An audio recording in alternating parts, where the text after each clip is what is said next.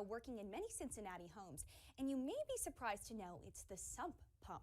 With all of the rain that we've had, 2 inches more than normal, in the upcoming spring showers, you'll want to make sure that your sump pump is working well. I am joined by Bobby Miles, the basement doctor, to tell me all about the sump pump. Thank you so much for being here. Well, thank you for having me. Well, I think I know what a sump pump is, but I'm not really sure, and I always defer to the expert. So could you explain to me, Bobby, what this is and how it works? Sure. Well, this is the primary pump. The green one is a primary pump that is in most people's sump liners. And then this white one here is a battery backup sump pump that actually goes to a battery in case the power goes out. This kicks in and makes sure that people's basements are dry. Okay, so we always need a backup. Is this something that you would typically see in a lot of homes, or is this kind of more of a specific sump pump? Well, this is one of our patented products. We have 32 patents, but this is one of ours patent products. So this sump pump here will pump 24,000 gallons of water. Whoa! Off of one battery. Whoa, that's crazy. I mean, how often are you going to get through all 24,000 gallons of water, right? Well, I don't know, but we don't want to find out, right? Well, thank you. Hey, I appreciate that. And as we were talking about before, Bobby, I mean, it's beautiful. You came in and you were like, oh, with the sump pump, because it is that stunning. But tell me a little bit about the process of having a sump pump in your home. Is this something that everybody needs to have? Well, I mean, if you have a basement, okay, and it's below grade space, and if you have a sump pump in it, the problem with those is that there's a little switch in here that goes out, right? Okay. So if you don't have water in them for a long period of time, that switch seizes up, and then the next time we have a rain, of course, the switch doesn't kick in, so therefore it doesn't matter with a pump like this how much power you're feeding it. If that switch goes out, you're going to flood.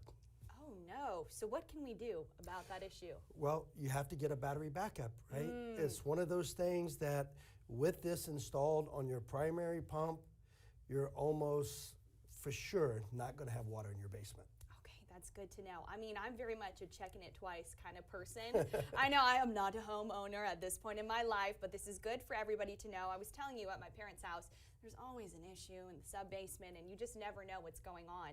So if somebody's looking to get the battery backup, to have that kind of extra protection, what are those first steps that they need to take? Is that something where they call you right away, or should they go dig around in their basement and take a look? No, just give us a call. It's free to have someone come out. We are 24 hours a day, 7 days a week, 365 days a year. Hey, that's good to know too.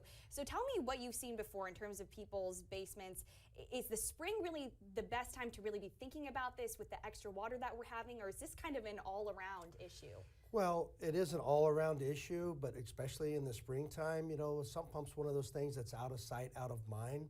So people goes in their basement and then they walk into, 4 to 6 inches of water, which can cost tens of thousands of dollars to get rid of and dry the basement out, right? So this is a very, very inexpensive way of protecting your home against water in your basement for years and years to come. Good to know. And so we've talked about why you might want a sump pump, but if you don't have a sump pump, just tell me, you said having to spend lots of money to get your basement dried out. What are other things that people want to avoid?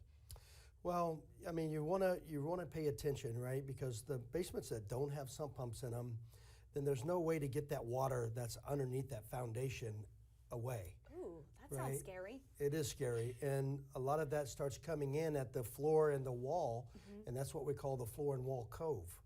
And that is where the water comes in, and water will equalize in a basement. So if you have, 8 inches on the outside of a basement wall, on the outside of the house, and it comes in, you're liable to have 4 inches along the floor. Oh my goodness. Okay, well, Scary. let's make sure that that's not happening. If people are in an emergency situation where they would need help from the basement doctor, or if they want to look at getting this extra backup for their homes, what's the best way for them to contact you? Tell us that information Just look us up online, basementdrcincy.com. They can call us 554-0555, or you can find us on Facebook or Instagram. Good. Well, so many ways to connect. Bobby, Yes. thank you again for sharing your expertise. Now I feel like maybe I can be the sump pump apprentice, but Here you go. hey, we appreciate you taking thank the you. time to educate us. Thank you so much for having us. Yeah, of course. Well, we're going to have so much more happening on Now in the Natty when we come back.